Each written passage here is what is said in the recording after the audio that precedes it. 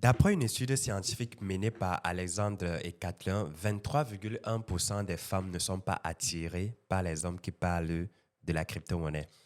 Cette étude scientifique est parue en août 2024 et lorsque je suis tombé dessus, ça m'a paru quand même bizarre, mais j'ai pris le plaisir quand même de le lire.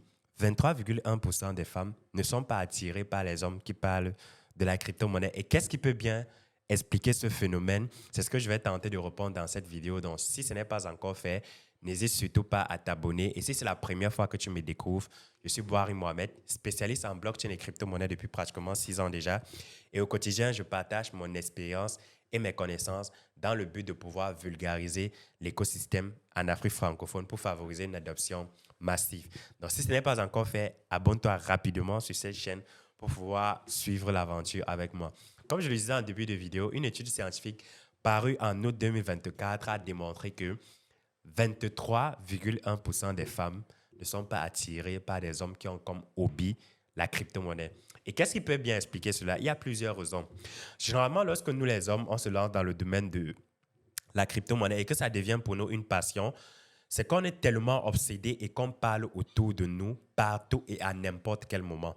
Et qu'est-ce qui se passe donc? Lorsque tu parles d'un sujet, partout et à n'importe quel moment, surtout avec passion, cela saoule les gens, particulièrement les femmes. C'est normal. Quand tu parles d'un truc tous les jours, à chaque seconde, à chaque moment, tu ne fais que parler de ça. Ton interlocuteur ou alors la personne qui est généralement avec toi, ça peut être lors d'un date, est saoulé par ce que tu dis. Et c'est tout à fait logique et c'est tout à fait normal parce que c'est la passion qui te drive. Moi, par exemple, je suis capable de parler de la crypto matin, midi, soir pendant 10 ans sans me fatiguer. Pourquoi? Parce que pour moi, c'est une passion. Je n'ai pas l'impression de parler, je n'ai pas l'impression de travailler, mais j'ai l'impression d'échanger. Donc voilà l'une des raisons qui, selon moi, explique en réalité ce phénomène sur cette étude scientifique qui est parue en août 2024. Le deuxième phénomène qui peut bien évidemment expliquer cela, c'est que la crypto est parfois assimilée à de l'arnaque ou alors même à du gambling, à du jeu du hasard. J'ai même d'ailleurs fait une vidéo sur cette page qui parle de la différence qu'on a entre les crypto-monnaies et les paris sportifs. Donc, si tu n'as pas encore vu la vidéo, je t'invite rapidement à aller scroller la page et à regarder la vidéo jusqu'à la fin. La crypto est assimilée comme jeu de hasard, ce qui fait en sorte que on est d'accord que plein de personnes détestent généralement ceux qui font les jeux de hasard. Donc, quand tu vois quelqu'un qui joue peut-être au pari foot, au ace-bet, à bet-click, ainsi de suite, ainsi de suite. Moi, particulièrement, je ne joue pas à ces jeux-là parce que je trouve que c'est inutile et ça ne peut jamais rapporter et ça ne peut jamais libérer d'un jeune sur le plan financier. Généralement, les femmes sont parfois refloutées ou même rejettent les gens qui jouent au jeu du hasard. Et comme la crypto est parfois assimilée à un jeu de hasard et à de l'arnaque, c'est un élément également qui peut expliquer ce phénomène-là.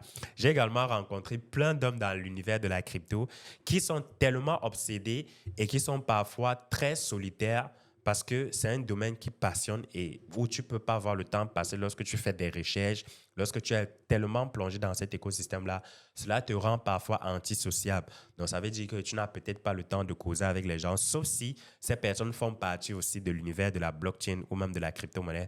Parce que lorsque tu vas échanger avec ces personnes-là, vous allez mieux vous entendre, vous allez mieux comprendre ce que vous êtes en train de dire par rapport à échanger avec une fille qui nécessairement n'a même pas connaissance de cet écosystème-là.